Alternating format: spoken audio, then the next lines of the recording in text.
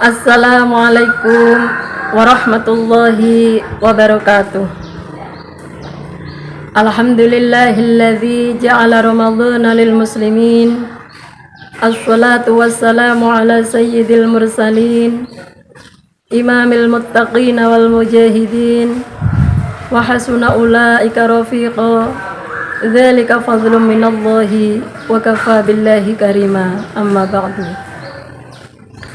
Sahabat-sahabat Fatayat dimanapun Anda berada yang dirahmati Allah, puji syukur marilah kita panjatkan kehadirat Allah Subhanahu wa ta'ala atas segala nikmat dan karunia-Nya sehingga kita dapat berjumpa pada Ramadan tahun ini.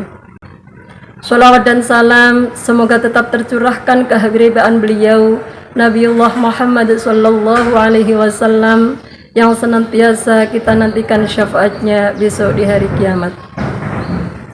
Sahabat-sahabat Fatayat rahimakumullah, Allah menciptakan manusia dengan berbagai keragaman dan perbedaan-perbedaan, baik dari jenis kelamin, warna kulit, ataupun bentuk tubuh dan lain sebagainya. Perbedaan-perbedaan tersebut merupakan bagian dari nikmat Allah yang harus kita terima dan kita syukuri.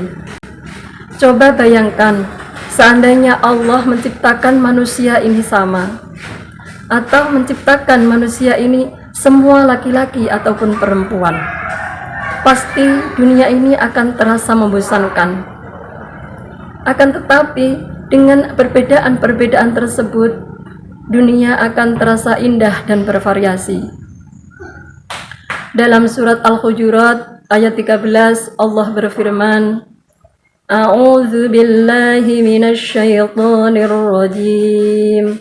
Bismillahirrahmanirrahim. Ya ayyuhan nasu inna khalaqnakum min dzakarin wa untha.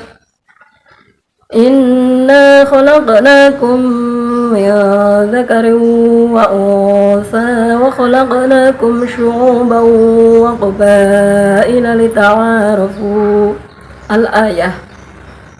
Wahai manusia, aku Allah telah menciptakan kamu semua dari laki-laki dan perempuan, dan aku Allah telah menciptakan kamu semua dengan bersuku-suku dan berbangsa-bangsa untuk saling mengenal.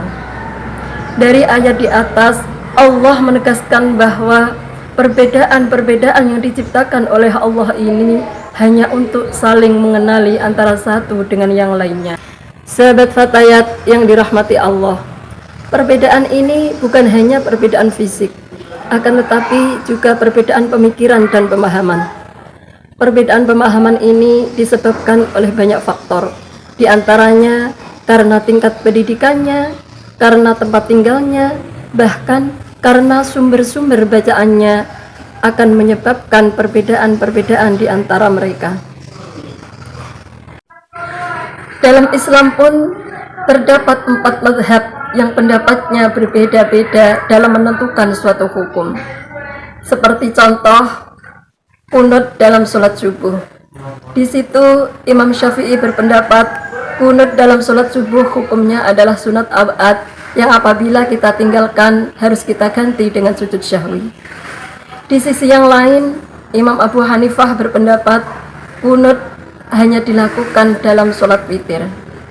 Adapun Imam Ahmad ibnu Hanbal berpendapat qunut dalam sholat subuh hanya dilaksanakan pada saat-saat nazilah, yaitu pada saat-saat umat Islam dalam keadaan genting atau dalam keadaan ada masalah. Itu suatu contoh perbedaan. Pada masa Rasulullah masih hidup pun sudah terjadi perbedaan pemahaman para sahabat dalam memahami pesan-pesan Rasulullah. Dalam Sahih Bukhari Muslim meriwayatkan, ketika para sahabat akan berkunjung di Bani Quraidah, Rasulullah berpesan, wahai para sahabat, kalian nanti jangan melaksanakan sholat asar kecuali di tanah Quraidah. Ternyata dalam memahami pesan Rasulullah tersebut, para sahabat terjadi perbedaan pendapat.